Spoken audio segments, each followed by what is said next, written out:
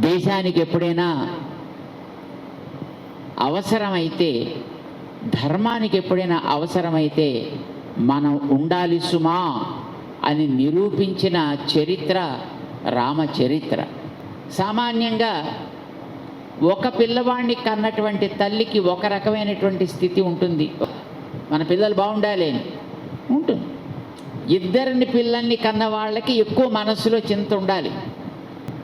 కానీ ఇద్దరు పిల్లల్ని కన్నటువంటి సుమిత్ర హాయిగా నవ్వుతూ జీవితాన్ని గడిపింది. ఎందుకో తెలుసునా?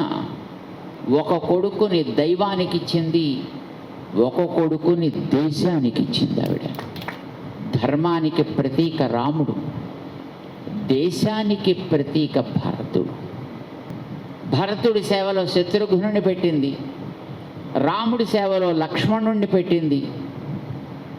తల్లి అయిన ప్రతి స్త్రీ నేర్చుకోవలసింది ఇది సుమా అని ఈ మానవ జాతికి నేర్పింది సుమిత్రాదేవి.